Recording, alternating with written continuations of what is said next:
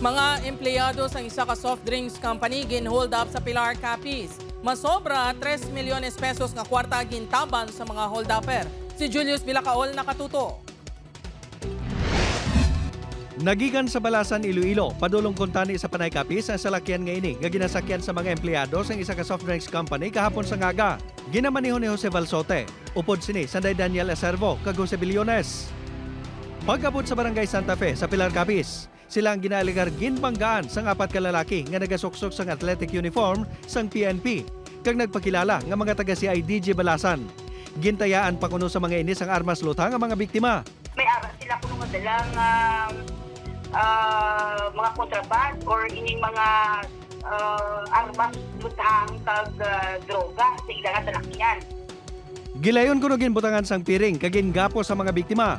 Ginbuslan man sang isa sa mga sospek ang manibela kag ginpalakat ang salakyan upod ang duha pa ka mga sospek tubtob sa barangay San Blas Amuman nga Banwa. Mga 2 ka kilometro nagikan sa Santa Fe. Diri nakaginkuha sa mga sospek ang ila koleksyon nga cash nga ginabulubanta nagdangat sa 3.1 million pesos. Magluwas ini, may 3 pagid ka mga checking nga nakuha ang mga sospek nga nagabalor sa malapit 1.5 million pesos. Gilayon man nga nagpalagyo ang mga sospek sakay sa isa ka gray nga auto.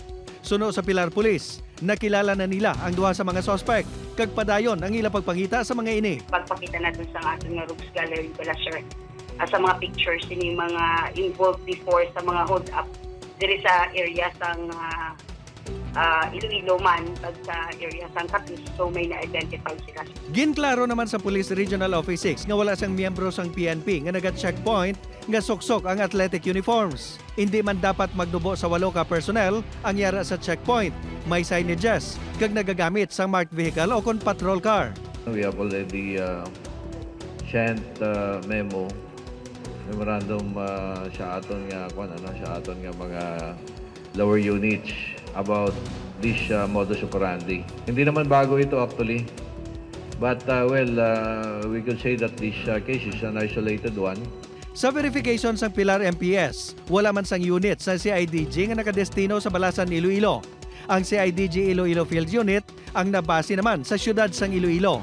Gintinguhan sang news team nga makuhaan sang bahin ang soft drinks company. Apang wala pa ini nakapagawa sang pahayag.